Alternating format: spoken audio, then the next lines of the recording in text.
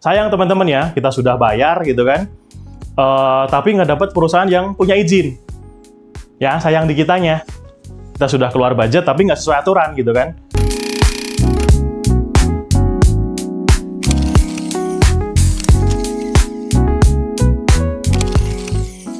Mari kita sudah bahas di video-video yang lain, tapi untuk khusus kali ini kita akan bahas di limbah B3. Di limbah B3, dalam pengelolaan limbah B3, kita harus tahu bagaimana karakteristik limbah B3. Maka, kita harus melakukan identifikasi jenis dan karakteristik limbah B3. Ya. Bagaimana kita mengklasifikasikannya? Ya, kita harus klasifikasikan terkait dengan sifat limbah B3-nya seperti apa. Ya, apakah itu beracun, apakah itu mudah terbakar, apa itu korosif, ya. Kemudian, menentukan sifat limbah B3-nya, mengetahui potensi dampak limbah B3-nya, dan pengecualian limbah B3. Ada beberapa limbah B3 yang memang dikecualikan ya di delisting. Contoh ya, terkait dengan klasifikasi limbah B3, ini ada, kalau teman-teman lihat di gambar ya, ini ada lambang limbah B3, di situ keterangannya adalah cairan yang mudah menyala.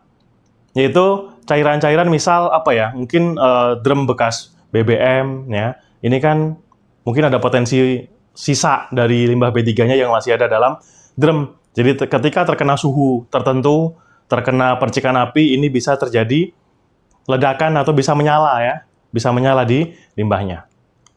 Kemudian ini juga ada yang kedua, ada lambang terkait dengan limbah B3 reaktif. Di sini limbah B3 memiliki salah satu memiliki sifat-sifat tidak stabil. Ya, reaksinya karena apa nih? Misal limbah sianida gitu ya. Dia akan bereaksi terkait dengan gas, uap, asap, suhu. Ya, dia bisa berubah seketika. Kemudian ada limbah infeksius. Ini mungkin teman-teman yang di rumah sakit ya. Ada beberapa contoh limbah-limbah yang infeksius, misal bekas jarum suntik misal, atau mungkin ada bekas untuk penanganan pasien ya. Ini kan masuknya limbah infeksius. Ini bisa limbah berupa benda tajam, limbah patologi, atau pembiakan stok bahan infeksius itu sendiri. Maka dari limbah-limbah ini harus kita kontrol, ya, harus kita pilah-pilah nanti sesuai dengan karakteristik limbahnya masing-masing. Ya, contohnya 3 tadi, yang flammable, ya, kemudian reaktif, kemudian ini juga contohnya yang infeksius. Kemudian ada lagi limbah yang sifatnya korosif. Ini adalah limbah ketika dia mengenai benda logam gitu ya, bersifat merusak benda logamnya. Nah, ini berarti harus dipisah lagi kan. Kita tempatkan misal limbahnya korosif. Kita tempatkan di baknya yang bahannya logam. Ya, potensi cacarannya ada. Nanti apa? Ya, logamnya akan terkorosi, rusak. Nanti luber lagi ya cacaran limbahnya. Kemudian ada karakteristik limbah B3 yang toksik, yang beracun. Ya, lambangnya biasa gambar tengkorak ya, tulisannya beracun. Ini adalah limbah-limbah yang memiliki karakteristik beracun berdasarkan uji penentuan karakteristik limbah B3 atau TCLP. Ya, misal apa ya? Bekas-bekas pestisida ya, kemasan-kemasan pestisida. Ini kan isinya sudah beracun awalnya kan. Kemudian kemasannya ini masih ada sisa-sisanya mungkin. Nah, ini jadi limbah yang beracun. Nah, di dalam TPS limbah B3, teman-teman, kita tahu sendiri ya, tadi karakteristiknya macam-macam. Ya, ada yang mudah menyala, ada yang reaktif, ada yang infeksius, ada yang korosif, ada yang beracun. Ya, maka namanya TPS B3 di situ merupakan tempat area yang berbahaya. Ada aktivitas di sana. Ya, bagaimana si operator masuk memilah, ya, kemudian menempatkan limbah B3. Kemudian mungkin ada cleaning, ya, ada mungkin loading unloading. Nah, ada kegiatan di sana. Maka ini teman-teman HSE semuanya tahu ya, tempat yang berbahaya, maka kita wajib membuat peraturan pengendalian risiko ya di lokasi tersebut. Jadi, kalau kita di area TPS B3, kita harus membuat HIRA-DC atau HAZOP-nya atau HIRA-RC-nya di TPS B3. Ya. Teman-teman ahli K3 wajib bisa untuk pengisian atau pembuatan manajemen risiko ini. Nah, karena memang di TPS B3 ini masuk kegiatannya rutin, ya mungkin tiap hari harus keluar masuk limbah ya, kemudian mungkin tiap minggu dan sering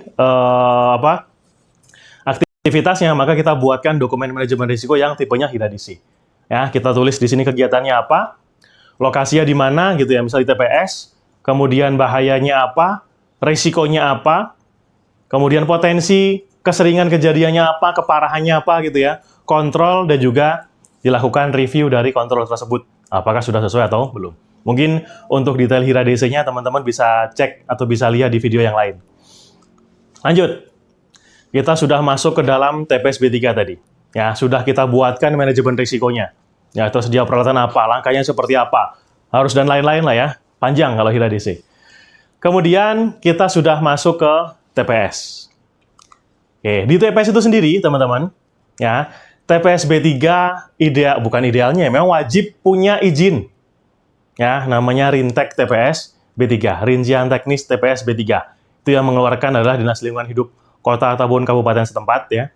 Jadi kita punya TPS wajib punya izinnya. Kalau nggak ada izin, ya belum pematuhan peraturan perundangan jadinya ya. Nah, kira-kira seperti itu. Kemudian di tempat TPS B3 ini ya idealnya adalah terlindungi dari sinar matahari, kemudian terlindungi dari hujan ya. Bangunan mempunyai sistem ventilasi yang baik karena di dalamnya ada yang reaktif, ada yang korosif, ada yang beracun tadi kan. Kalau ventilasinya nggak baik ya, suhunya nggak dapat, potensinya apa? Bisa kebakar, bisa meledak ya, dan lain-lain. Kemudian ya pasti idealnya ada papan namanya gitu ya. Jadi, TPS B3 ini lokasinya di mana? Itu teman-teman akan mendapatkan di Rintek nanti. Ya, di Rintek nanti teman-teman akan mendapatkan izin TPS itu, kemudian plus lokasi ya, kemudian ada longitude, latitude-nya ya, dan lain-lain. Kemudian di dalam TPS ini juga masuk dalam HIRA DC ya teman-teman ya. Alat-alat yang harus ada, alat-alat yang wajib ada di dalam TPS B3. Contoh, di sini wajib ada APAR karena potensi tadi ada limbah B3 yang mudah menyala. Ya, makanya kita sediakan APAR. Dan operatornya juga harus bisa menggunakan APAR. Jangan sampai kita sudah sediakan alatnya, tapi dia nggak bisa pakai, ya percuma gitu ya. Kemudian ada kotak P3K. Ya, kenapa ada kotak P3K di sini? Misal, ya teman-teman, tadi di sana ada macam-macam ya. Ada infeksius, ada yang mudah menyala, ada yang apalagi tadi beracun gitu ya. Nah, ketika kontak dengan kita, bisa segera dilakukan penanganan ya dengan kotak P3K yang ada. Kemudian ada e-washer. Ya, teman-teman lihat yang warna hijau di sana ada e-washer. Ini fungsinya apa? Nah, tadi, dari karakteristik limbah B3 yang memang berbahaya tadi, ada potensi apa? Percikannya mata. Ya, maka harus dilakukan pembersihan mata segera. Ya, misal ada yang ini ya, ada yang beracun tadi, percikannya masuk ke mata. Segera kita bersihkan dengan e-washer yang ada. Ya, kemudian biasanya ada lagi shower ya, teman-teman ya. Ada nggak di sini? Shower. Shower itu ketika limbah B3 tadi mengenai anggota tubuh, kena ke badan, kena ke tangan, kena ke muka misal, kena ke kaki ya, segera dibasuh menggunakan shower. Jadi kontak dengan bahan beracunnya tadi bisa segera dikurangi, bisa segera diminimalisir. Nah, ini peralatan-peralatan yang wajib di TPS B3. Mungkin termasuk APD, saya tambahkan ya teman-teman ya. Karena di B3 tadi kan memang ada yang berbahaya, karakteristiknya beda-beda. Kita menyediakan APD sesuai dengan karakteristik yang ada. Misal infeksius, kita harus menggunakan sarung tangan yang anti tusuk, misal gitu ya. Karena potensinya kena tusukan jarum gitu kan. Kita menggunakan sarung tangan yang memang lebih tebal dan lain-lain. Pakai masker, ya, pakai hazmat misal begitu ya. Pakai sepatu safety, ya, dan lain-lain. Nah, ini idealnya teman-teman TPS B3.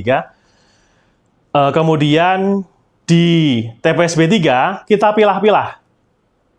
Ya, sesuai dengan karakteristik limbahnya masing-masing.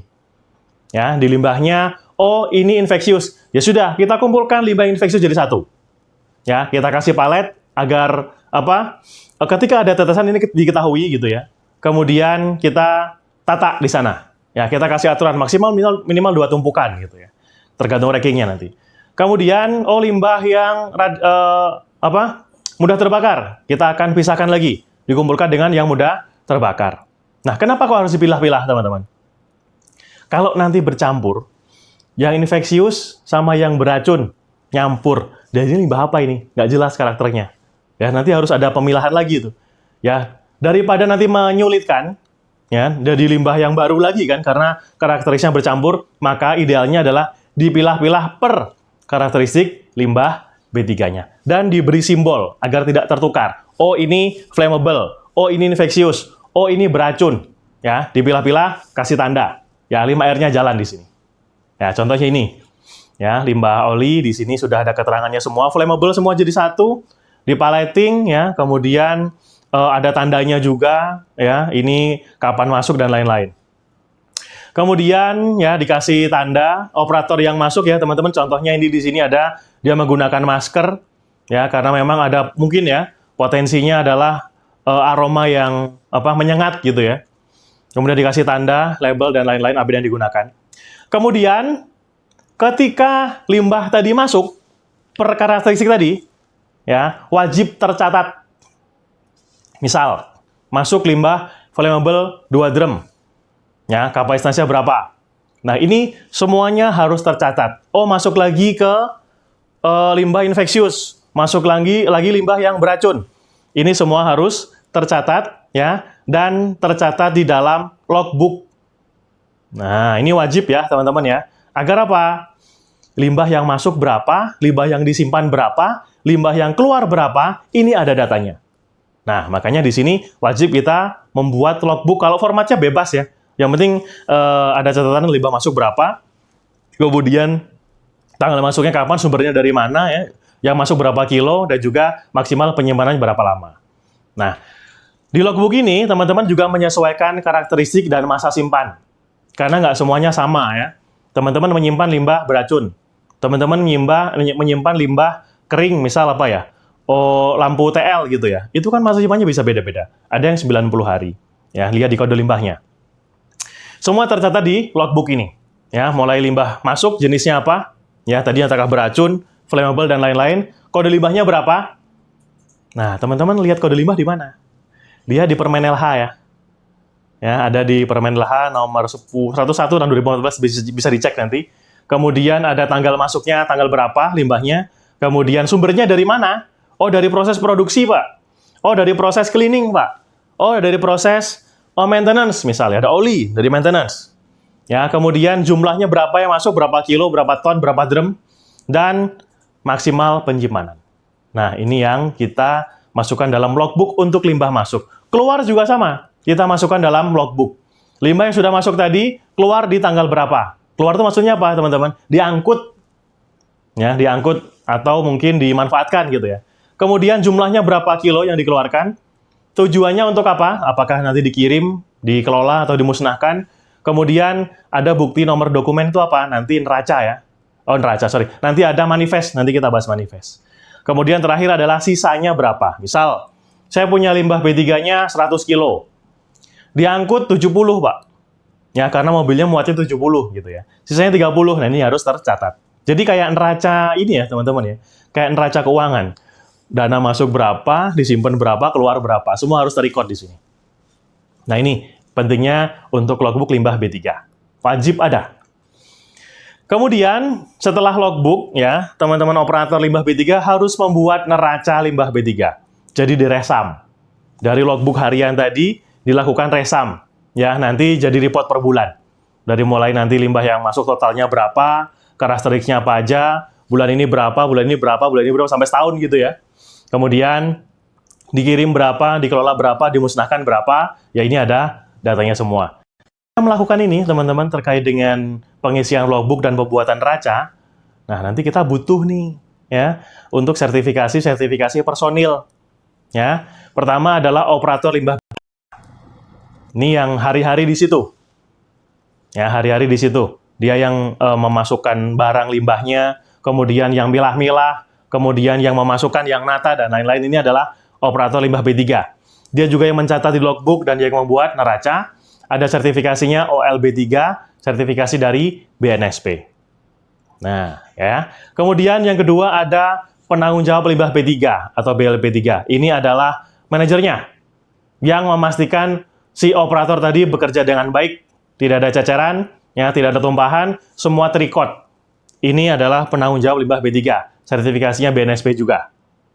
Kemudian kalau memang kita punya limbah B3 yang cair, ya, dan memang jumlahnya banyak, biasanya harus diolah dulu gitu kan, yang tercampur dan lain-lain lah ya. Ini ada sertifikasi untuk Popal, kalau memang kita punya IPAL-nya. Pengawas petugas operasional pengolahan air limbah. Nah, ini Popal. Kemudian penanggung jawabnya ada PPPA, petugas penanggung jawab pengelolaan air. Ini sertifikasi-sertifikasi ya untuk pengelolaan limbah B3, baik itu di TPS-nya ataupun kalau memang kita punya IPAL yang B3 ya, ada Popalnya, ada PPPA-nya. Lumayan ya, sertifikatnya lumayan banyak nih. Ada operatornya, ada penanggung jawabnya ya untuk B3-nya. Untuk IPAL-nya ada operatornya, ada penanggung jawabnya. Ini kalau teman-teman nanti sertifikasi ISO 45000 gitu ya, atau ISO 14000 atau SMK 3 ini jadi wajib ya teman-teman ya. Untuk kewenangan operator ini wajib ada. Ya. Oke, kemudian ya teman-teman, setelah kita masukkan semua logbook tadi, limbah yang masuk berapa, neracanya berapa, si OLB3 atau si PLB3 ini yang dua itu boleh milih lah ya, harus input ke SPID ya, ke Vestronicnya website KLHK. Ya, jadi perusahaan harus mengajukan akun dulu ke Kementerian Lingkungan Hidup untuk mendapatkan akun SPID ini. Ya, dulu namanya si Raja. Ya, Vestronic, ya sekarang jadi SPID ini. Simple kemarin juga ada, sekarang SPID. Ya, jadi perusahaan meminta akun ke KLHK, setelah dapat akun, input di sini. Ya, dapat login, nanti dia bisa nginput berapa limbah yang masuk juga akan diinput di sini. Total ya, biasanya per bulan lah. Ya, kita masukkan di sini. Sama dengan logbook lah kurang lebih isinya, tapi ini yang lebih online, yang lebih praktis ya. Jadi dua-duanya ada nih teman-teman, yang soft copy-nya ada, di sini juga ada. Kemudian ya si operator tadi juga harus nginput ke SPID dengan syarat akunnya sudah aktif dulu ya. Baru ke proses pengangkutan. Karena apa? Di TPS, di logbook ada jangka waktu penyimpanan.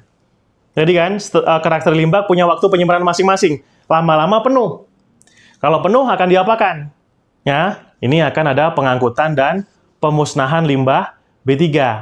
Ya, teman-teman ya. Jadi untuk pengangkutan dan pemusnahan ini, kalau memang kita penyedia atau penghasil limbah B3, kita harus kerjasama dengan perusahaan pengangkut dan perusahaan pengolah limbah B3.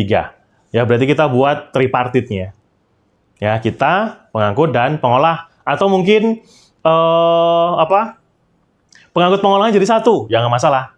Ya, poinnya adalah teman-teman ketika mencari perusahaan pengangkut, pastikan sudah berizin. Karena kalau belum berizin, dia tidak bisa masuk ke sini, ke Vestronic atau ke Simple ini. Ya, maka pengangkut pun harus punya izin. Kalau nggak punya izin, nggak bisa. Termasuk teman-teman tadi ya, kalau kita belum punya Rintek B3, ya kita nggak bisa input ke sini, ke Simple. Ya, pastikan izinnya ada dulu. Oke, lanjut. Ya, kemudian setelah kita kerjasama dengan perusahaan pengangkut, ya limbah kita mulai diangkut lah. Ya, proses pengangkutan ini juga harus terrecord dalam akun Simple tadi, teman-teman.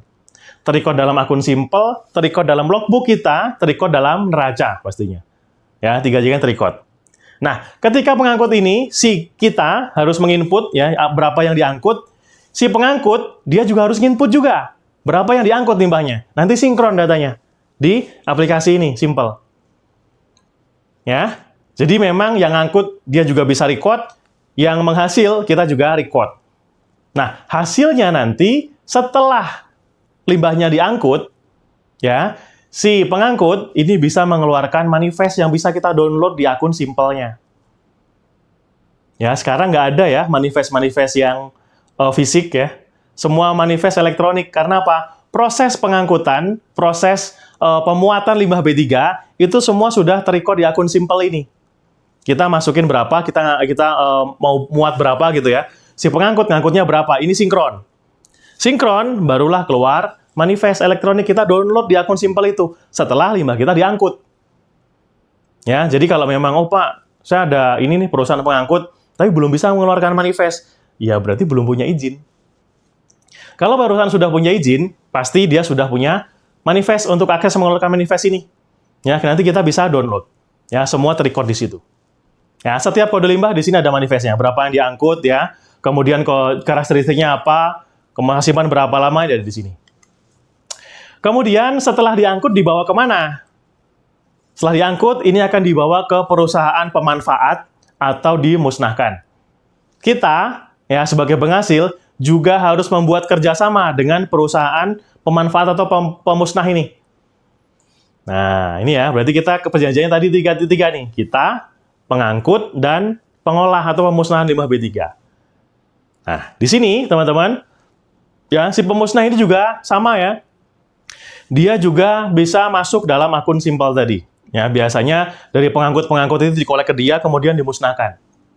Setelah dimusnahkan atau dimanfaatkan, kita sebagai penghasil berhak mendapatkan berita acara bahwa limbah kita sudah dimusnahkan. Nah, ini silahkan dimintakan ya, biasanya tuh sekitar 3 bulan ya setelah dikirim, nanti kita akan dapat berita acara bahwa limbah kita sudah diolah. Itu teman-teman wajib minta, ya berhak untuk minta. Ya, siklusnya itu berarti. Dari mulai TPS di limbah B3 tadi yang kita pilah-pilah, kita simpan ya di TPS yang berizin. Kemudian dari proses penyimpanan dicatat dalam logbook, neraca dan juga di akun simpel ya. Kemudian diangkut ya, terrecord dalam proses pengangkutan. Setelah diangkut kita akan mendapatkan manifest. Ya. Kemudian pengangkut akan membawa ke perusahaan pengolah atau pemanfaat. Ya, setelah diolah dimanfaatkan kita akan dapat berita acara. Jadi kita bisa dapat 2 dokumen teman-teman setelah diangkut dan diolah ya.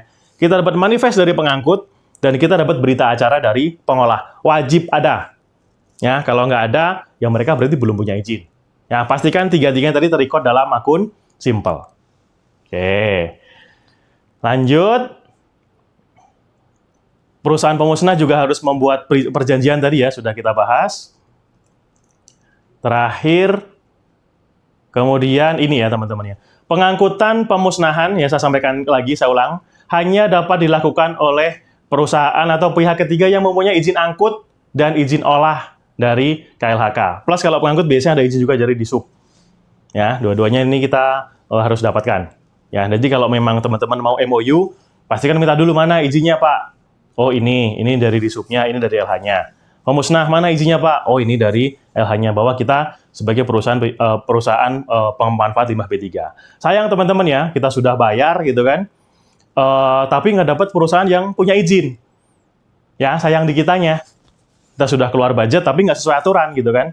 Jadi, ya mubazir ya jadinya. Jadi pastikan, teman-teman kalau mau cari vendor pengangkut, mau cari vendor pengolah, pastikan punya izin dan mereka punya akses ke akun simple atau Vestronic tadi.